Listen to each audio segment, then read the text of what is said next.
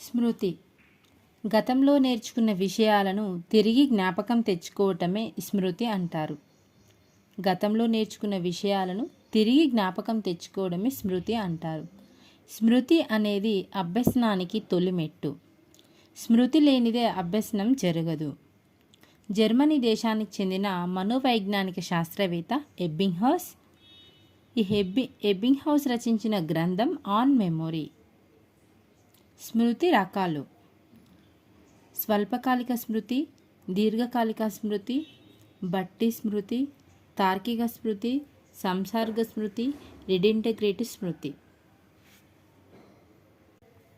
స్వల్పకాలిక స్మృతి, short term memory. స్వల్పకాలిక స్మృతి అంటే కొంతకాలమే గుర్తుపెట్టుకోవడం. బస్సులో ప్రయాణం చేసేటప్పుడు బస్ నంబరు, సినిమా థియేటర్లో సినిమా చూడడానికి వెళ్ళినప్పుడు నెంబర్. ఇది స్వల్పకాలిక స్మృతి. అంటే బస్సులో ప్రయాణం చేస్తున్నప్పుడు బస్ నెంబర్ అయినా, సినిమా థియేటర్లో సీట్ నెంబర్ అయినా ఇవి స్వల్పకాలిక, కొంతకాలం మాత్రమే గుర్తుపెట్టుకుంటాం. ఇది స్వల్పకాలిక స్మృతి. దీర్ఘకాలిక స్మృతి. దీర్ఘకాలిక స్మృతి లాంగ్ టర్మ్ మెమొరీ. ఎక్కువ కాలం పాటు గుర్తుంచుకొని ఉండడం. తన ప్రియమైన స్నేహితులు ఎక్కువ కాలం పాటు గుర్తుంచుకొని ఉండడం దీర్ఘకాలిక స్మృతి. బట్టి స్మృతి రూట్ మెమొరీ. ప్రాథమిక పాఠశాలలో ఎక్కాలను బట్టి నేర్చుకోవడం. అర్థంతో సంబంధం లేకుండా గుర్తు పెట్టుకుంటాం. అభ్యసనానికి ఇది సరైనది కాదు. కానీ చిన్నప్పుడు ఎక్కాలు ఎలా నేర్చుకుంటాం మనం?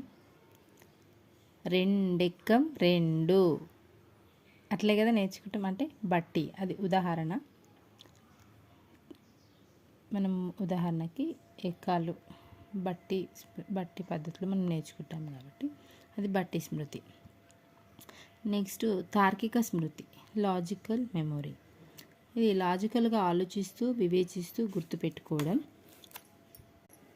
తార్కిక స్మృతిలో విషయాన్ని పూర్తిగా అవగాహన చేసుకొని మనం తార్కికంగా ఆలోచిస్తాం, మెదడు పెట్టి ఆలోచిస్తాం, దాన్ని మనం గుర్తుంచుకుంటాం, జ్ఞాపకం చేసుకుంటుంటాం. తార్కిక స్మృతి ద్వారా ఒక విషయాన్ని తార్కికంగా నేర్చుకున్నప్పుడు మనకు అది మనసులో నిలిచిపోతుంది. ఈ స్మృతిని మనం తార్కిక స్మృతి అంటాం. ఇది ఎక్కువగా విద్యార్థి సైన్స్ సూత్రాలను అర్థవంతంగా నేర్చుకున్నప్పుడు తార్కిక స్మృతి కనబడుతుంది. విద్యార్థి పద్యం యొక్క అర్థాన్ని వివరించి చెప్పినప్పుడు కూడా తార్కిక స్మృతి మనం ఉపయోగిస్తాం.